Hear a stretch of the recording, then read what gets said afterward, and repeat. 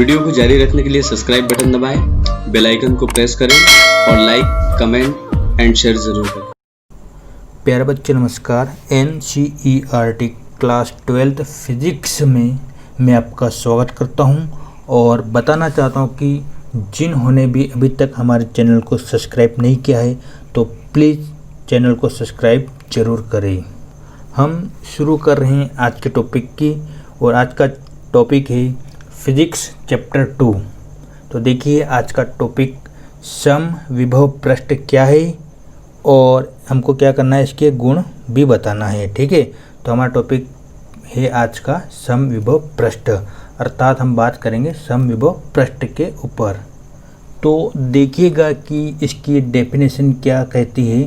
समविभव पृष्ठ वह पृष्ठ जो किसी विद्युत क्षेत्र में स्थित हो और उसके प्रत्येक बिंदु पर विभव समान या बराबर हो, समविभव पृष्ठ कहलाता है। अर्थात एक ऐसा पृष्ठ जो विद्युत क्षेत्र में स्थित हो और उस पृष्ठ के प्रत्येक बिंदु पर विभव समान हो या विभव बराबर हो, तो उस पृष्ठ को हम क्या कहेंगे, समविभव पृष्ठ कहलाता है। अब हम इसको चित्र के माध्यम से समझेंगे। मान लेते हैं कि जो एरो का निशान है ये एक विद्युत क्षेत्र है और इस विद्युत क्षेत्र में एक पृष्ठ रखा हुआ है। तो हम यहाँ पर इस विद्युत क्षेत्र के अंदर एक पृष्ठ हम बना लेते। देखिएगा ध्यान से कि हम इस विद्युत क्षेत्र के अंदर एक पृष्ठ बना रहे हैं। ठीक है, ये हमने क्या किया है कि इस विद्युत क्षेत्र के अंदर एक पृष्ठ रख दिया है। तो देखिए क्या बोल रहा है, इसकी परिभाषा है कि वह पृष्ठ जो किसी विद्युत क्षेत्र में स्थित हो, यानी कि एक ये पृष्ठ है, ये पृष्ठ इस विद्युत क्षेत्र में स्थित है और उसके प्रत्येक बिंदु पर विभव समान या बराबर हो, यानी कि इस पृष्ठ का जो प्रत्येक बिंदु है, ये बिंदु मान लो, ये बिंदु, जितने भी बिंदु है इन सभी बिंदुओं का क्या हो, विभव समान हो या बराबर हो, तो समविभव पृष्ठ कहलाता है। तो पृष्ठ कौन सा कहलाता है, समविभव पृष्ठ कहलाता है। और हम यहाँ इस चित्र का नाम दे देंगे समविभव पृष्ठ, समविभव पृष्ठ। ठीक है, समविभव पृष्ठ। अब बात करते हैं कि जो समविभव पृष्ठ है, इस समविभव पृष्ठ के गुण क्या क्या होते हैं।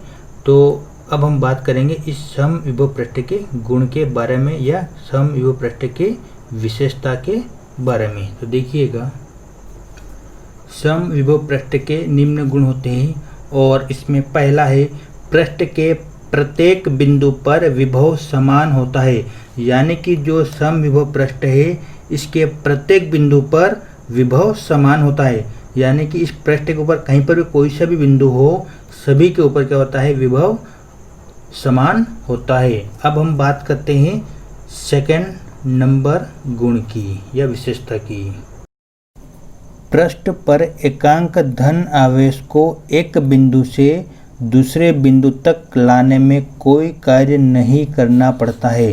अर्थात कि जो हमारे पास ये समविभव पृष्ठ है, इस समविभव पृष्ठ के अंदर एकांक धन आवेश को एक बिंदु से दूसरे बिंदु तक लाने में कोई कार्य नहीं करना पड़ता है, क्योंकि पूरे पृष्ठ पर विद्युत विभव समान है। इसलिए एकांक धन आवेश को एक बिंदु से दूसरे बिंदु तक लाने में कोई भी कार्य नहीं करना पड़ता है। अब बात करते हम तीसरे पॉइंट की। देखिए थर्ड पॉइंट क्या बोलता है कि पृष्ठ पर किन्हीं दो बिंदुओं के मध्य विद्युत विभवांतर का मान शून्य होता है। अर्थात पृष्ठ पर दो बिंदुओं के मध्य, यानी कि हमारे पास ये पृष्ठ है, ठीक है, हमारे पास ये पृष्ठ है और पृष्ठ के किन्हीं दो बिंदुओं के बीच विभवांतर, यानी कि यहाँ से लगाकर यहाँ तक ये दो बिंदु है, दोनों बिंदुओं के बीच विभवांतर कितना होता है, शून्य होता है। अर्थात दो बिंदुओं के बीच जो v जो रहेगा विभवांतर वो 0 रहेगा, शून्य रहेगा। ठीक है, तो यही बोल रहा है कि पृष्ठ पर किन्हीं दो बिंदुओं के मध्य विद्युत विभवांतर का मान शून्य होता है। ठीक है, ये बिंदु और एक ये बिंदु, या कोई सा बिंदु ले सकते हैं ये या ये, इन दोनों बिंदुओं के मध्य विभवांतर शून्य रहता है। फोर्थ पॉइंट, विद्युत बल रेखाएं समविभव पृष्ठ के अभिलंबवत होती है। यानी कि चित्र में देखिएगा कि जो विद्युत बल रेखा है ये पृष्ठ के अभिलंबवत होते हैं, यानी कि जो ये विद्युत बल रेखा है ये पृष्ठ ऐसे रखा हुआ, ठीक है। तो विद्युत बल रेखाएं कैसी होती है, ऐसी। तो ये पृष्ठ दोनों एक दूसरे के लंबवत होती है, ठीक है। तो विद्युत बल रेखाएं और पृष्ठ एक दूसरे के लंबवत होती है। तो फोर्थ पॉइंट हमारा यही बोल रहा है कि विद्युत बल रेखाएं समविभव पृष्ठ के अभिलंबवत होती है। फिफ्थ पॉइंट, प्रबल विद्युत क्षेत्र में समविभव पृष्ठ संघन होते हैं तथा दुर्बल विद्युत क्षेत्र में समविभव पृष्ठ विरल होते हैं। यानी कि जहाँ पर विद्युत क्षेत्र अधिक होगा वहाँ पर समविभव पृष्ठ भी अधिक होगा तथा जहाँ पर विद्युत क्षेत्र कम होगा वहाँ पर समविभव पृष्ठ भी अधिक होगा। तो ठीक है, हमने अभी समझा था कि समविभव पृष्ठ निर्भर करता है हमारे विद्युत क्षेत्र के ऊपर, कि जहाँ पर भी विद्युत क्षेत्र अधिक होगा वहाँ पर समविभव पृष्ठ अधिक होगा तथा जहाँ पर विद्युत क्षेत्र कम होगा वहाँ पर समविभव पृष्ठ विरल होगा, यानी कि कम होगा। तो हमने अभी देखा था कि समविभव पृष्ठ और उसके गुण। तो अभी हम बात करेंगे हमारे अगले टॉपिक की, और आज का हमारा दूसरा अगला टॉपिक है खोखले चालक के अंदर विभव। अर्थात यदि हमारे पास एक चालक है और चालक जो है अंदर से पूरी तरह से खोखला है, उसके अंदर विभव क्या होगा इस पर हम बात करेंगे। कि जब किसी चालक को आवेशित किया जाता है तो संपूर्ण आवेश उसके बाह्य तल पर समान रूप से वितरित हो जाता है, जिससे उसके अंदर कोई आवेश नहीं रहता। अर्थात खोखले चालक के अंदर विद्युत क्षेत्र की तीव्रता शून्य होती है। अतः एकांक धन आवेश को उसके अंदर एक बिंदु से दूसरे बिंदु तक ले जाने में कोई कार्य नहीं करना पड़ता। इसलिए खोखले चालक के अंदर प्रत्येक बिंदु पर विभव समान होता है। तो हम इसको चित्र से समझेंगे।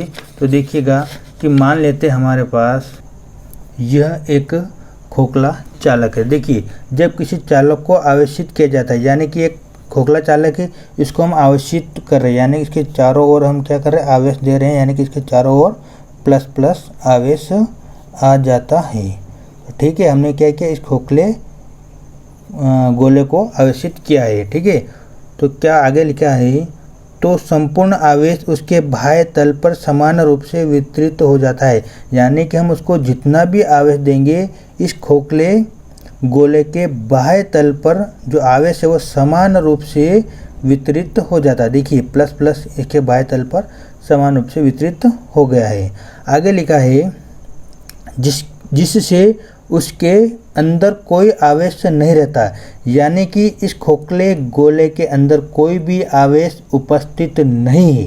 ठीक है, जितना भी हमने आवेश दिया है वो सब इसके बाह्य तल पर वितरित हो गया समान रूप से। तो आगे लिखा है, अर्थात खोखले चालक के अंदर विद्युत क्षेत्र की तीव्रता शून्य होती है। देखिए, जहाँ पर आवेश नहीं होगा तो विद्युत क्षेत्र भी नहीं होगा। तो इस खोखले गोले के अंदर ई जो रहेगा वो जीरो, और यहाँ पर ई क्या है, विद्युत क्षेत्र। तो खोखले गोले के अंदर विद्युत क्षेत्र क्या है, जीरो हो जाते, शून्य हो जाते। तो ये लिखा है कि अर्थात खोखले चालक के अंदर विद्युत क्षेत्र की तीव्रता शून्य हो जाती है। ठीक है, क्योंकि जहाँ पर आवेश नहीं होगा तो तीव्रता भी नहीं होगी। आगे लिखा है, अतः एकांक धन आवेश को उसके अंदर, यानी कि खोखले गोले के अंदर उसके अंदर एक बिंदु से दूसरे बिंदु तक ले जाने में कोई कार्य नहीं करना पड़ता है। यानी कि एकांक धन आवेश मान लो यहाँ है और हमको इसको इस बिंदु पर ले जाना है। इस बिंदु से इस बिंदु तक लाने में इसको कोई कार्य नहीं करना पड़ता है, क्योंकि यहाँ पर विद्युत क्षेत्र की तीव्रता शून्य है। आगे इसमें लिखा गया था, इसलिए खोखले चालक के अंदर प्रत्येक बिंदु पर विभव समान होता है। ठीक है, क्योंकि हमने अभी जस्ट ऊपर पढ़ा था पिछले वाले क्वेश्चन में कि समविभव पृष्ठ, यानी कि जब विभव समान हो तो एकांक धनावेश को एक बिंदु से दूसरे बिंदु तक ले जाने में कोई कार्य नहीं करना पड़ता है। ठीक है, ये कंडीशन कब होती है? जब विभव समान हो। ठीक है, आगे इसमें लिखा है, इस चित्र के माध्यम से हमने खोखले चालक के अंदर विभव को समझा है। आपको यदि ये क्वेश्चन एग्जाम में आता है तो चित्र नहीं बनाना है, सिर्फ इसके खोखले गोले के बारे में आपको या खोखले चालक के बारे में आपको सिर्फ लिखना है। ठीक है, अगले टॉपिक की ओर बढ़ते हैं और अगला टॉपिक है चालक एवं कुचालक को परिभाषित कीजिए। बहुत ही इम्पोर्टेंट टॉपिक है, ध्यान से इसको समझिएगा। तो पहले बात करते हैं हम चालक की। देखिएगा चालक की परिभाषा। चालक वे पदार्थ होते हैं जो बाह्य विद्युत क्षेत्र दिए जाने पर अपने में से विद्युत धारा को प्रवाहित होने देते हैं, चालक कहलाते हैं। उदाहरण, चांदी, तांबा, सोना, लोहा आदि धातु विद्युत के अच्छे चालक हैं। इसको हम एक चित्र के सहायता से समझते हैं कि देखिए चालक वे पदार्थ होते हैं। मान लो कि ये एक पदार्थ है, ठीक है, ये क्या एक पदार्थ है जो चालक है। अब क्या हो रहा है, इस पदार्थ को क्या करें, बाह्य विद्युत क्षेत्र दिए जाते हैं, यानी इसको हम बाहर से विद्युत देते हैं। ठीक है, जो बाह्य विद्युत क्षेत्र दिए जाने पर अपने में से विद्युत धारा प्रवाहित होने देते हैं। जैसे हम इस चालक को विद्युत देंगे तो इसमें से धारा प्रवाहित होने लगती है और ये पदार्थ क्या कहलाता है, चालक, क्योंकि इसके अंदर से धारा प्रवाहित हो रही है। अब धारा प्रवाहित क्यों होती है? हम जानते हैं कि किसी भी धातु में धारा प्रवाहित तभी होती है जब उसमें मुक्त इलेक्ट्रॉनों की संख्या बहुत अत्यधिक होती है। जब किसी धातु में मुक्त इलेक्ट्रॉनों की संख्या अधिक होगी तो ये इलेक्ट्रॉन अत्यधिक मात्रा में गतिशील होंगे और इलेक्ट्रॉन यदि गतिशील होंगे तो इस धातु में से धारा का प्रवाह होने लगता है। तो हमारे पास जितने भी धातु उसमें से चांदी, तांबा, सोना, लोहा या एल्यूमिनियम आदि धातु विद्युत के अच्छे चालक है, क्योंकि इन धातुओं में मुक्त इलेक्ट्रॉनों की संख्या बहुत अधिक होती है। ठीक है, हमको एग्जाम में चित्र नहीं बनाना, सिर्फ ये समझाने के लिए आपको दिखाया गया है। अब हम बात करेंगे अचालक, कुचालक या विद्युत रोधी।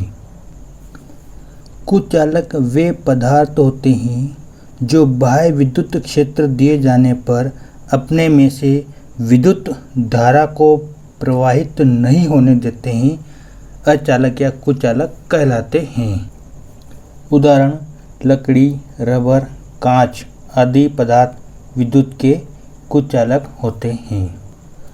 मान लेते हैं कि ये एक पदार्थ है और इस पदार्थ को हम बाह्य से विद्युत धारा या विद्युत देते हैं, तो इस पदार्थ में से कोई भी धारा प्रवाहित नहीं होती है।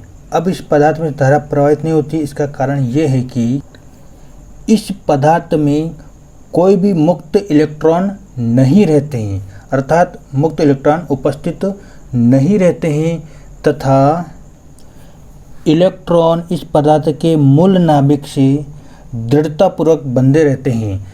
और अगर इलेक्ट्रॉन बंधे रहेंगे तो इस पदार्थ में कोई भी धारा प्रवाहित नहीं होगी, क्योंकि इसमें इलेक्ट्रॉन बिल्कुल भी फ्री नहीं है।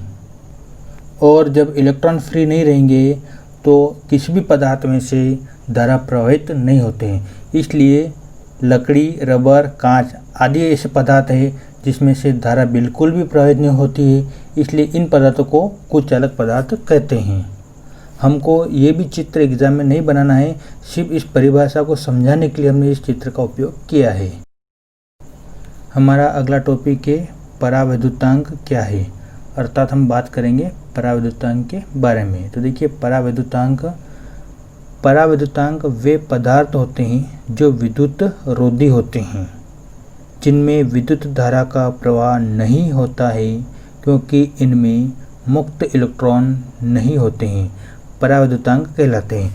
अर्थात ऐसे पदार्थ जिनमें मुक्त इलेक्ट्रॉन नहीं होते हैं और जिनमें मुक्त इलेक्ट्रॉन नहीं होते हैं उनमें विद्युत धारा भी प्रवाह नहीं होती है, और जिनमें विद्युत धारा प्रवाह नहीं होती है वे पदार्थ विद्युत के रोधी होते हैं और उन्हीं पदार्थों को हम परावैद्युतांक कहते हैं। उदाहरण के लिए समझिएगा, माइका, अभ्रक, कांच, कागज, प्लास्टिक, मोम, रबर आदि, ये जितने भी पदार्थ हैं ये सभी के सभी विद्युत रोधी, क्योंकि इन पदार्थों में मुक्त इलेक्ट्रॉन की बहुत ही कमी होती है, अर्थात इसमें मुक्त इलेक्ट्रॉन बिल्कुल भी नहीं होते हैं।